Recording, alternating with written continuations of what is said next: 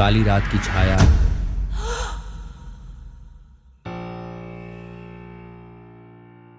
प्रस्तावना कहानी एक छोटे से कस्बे के बारे में है, जहां पर एक रहस्यमयी जंगल है।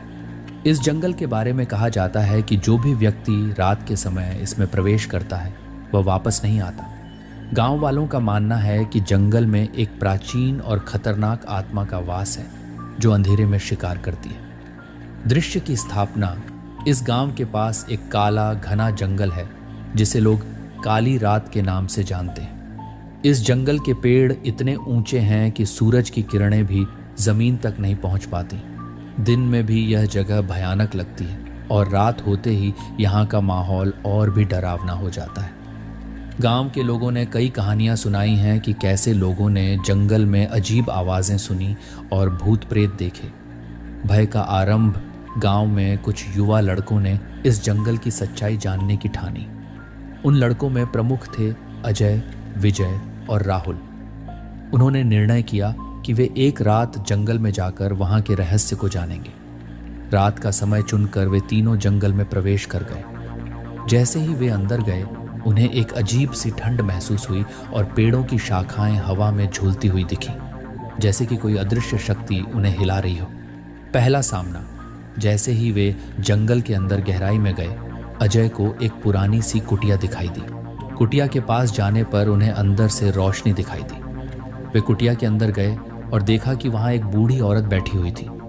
उसकी आंखें लाल और चेहरे पर भयानक झुर्रियां थीं। उसने लड़कों को देखकर एक अजीब सी हंसी हंसी और कहा, तुम लोग यहाँ क्यों आए हो? यहाँ से वापस चले जाओ, नहीं तो तुम्हारा भी वही हाल होगा जो पहले लोगों का हुआ। भूतिया घटनाएं लड़कों ने उसकी चेतावनी को अनदेखा किया और जंगल में और आगे बढ़ने का निर्णय लिया। जैसे ही वे और अंदर गए, अजीब घटनाएं शुरू हो गईं। उन्हें पेड़ों के पीछे से आवाज़ें सुनाई देने लगीं और अचानक से हवा में ठंडक बढ़ गई। राहुल ने देखा कि उसके पीछे एक साया चल रहा है। उसने जब पलट कर देखा तो वहाँ कोई नहीं था। विजय को लगा कि किसी ने उसके कंधे पर हाथ रखा, लेकिन वहाँ कोई नहीं था। जंगल का रहस्य। तीनों दोस्त अब डर के मारे कांप रहे थे, लेकिन उन्होंने हिम्मत नहीं हारी।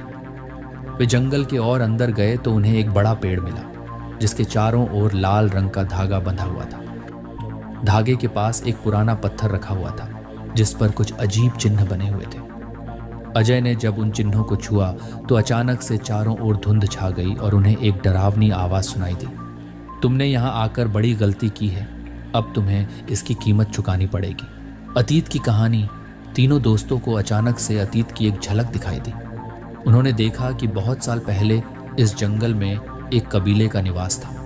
उस कबीले के मुखिया की बेटी, जिसका नाम काली था, को गांव के कुछ लोगों ने जलाकर मार दिया था क्योंकि उन्हें शक था कि वह काला जादू करती थी। मरने से पहले काली ने श्राप दिया था कि वह जंगल में आत्मा बनकर रहेगी और जो भी यहाँ आएगा उसे वह नहीं छोड़ेगी। भयावह अनुभव। लड़कों ने जैसे ही यह दृश्य देखा वे समझ गए कि यह जंगल क्यों इतना खतरनाक है।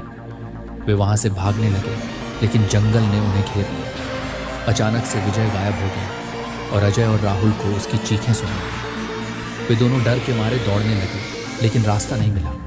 अंतिम संघर्ष। अजय और राहुल अब पूरी तरह से घबराए हुए थे। उन्होंने देखा कि काली की आत्मा उनके सामने आ गई है।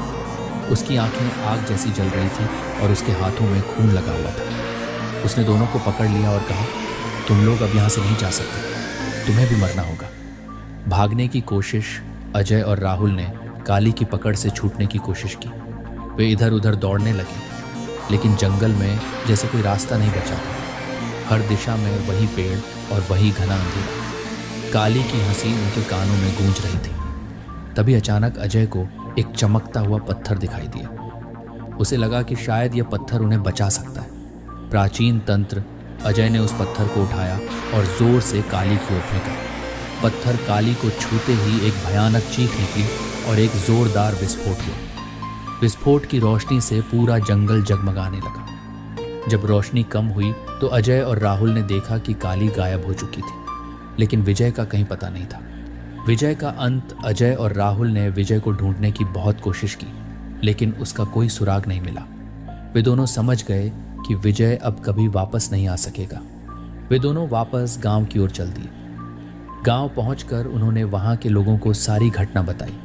काली का श्राप गांव के बड़े बुजुर्गों ने सुना तो उन्हें यकीन हो गया कि काली का श्राप आज भी जंगल में है। उन्होंने फैसला किया कि अब कोई भी उस जंगल में नहीं जाएगा। गांव वालों ने मिलकर जंगल के प्रवेश द्वार पर एक बड़ा ताला लगा दिया और वहां जाने पर सख्त मनाही कर दी। काली की छाया कहानी यहीं समाप्त होती है, लेकिन काली की छाया आज भी उस जंगल में घूमती है और इंतजार करती है कि कोई और उसकी दुनिया में कदम रखे।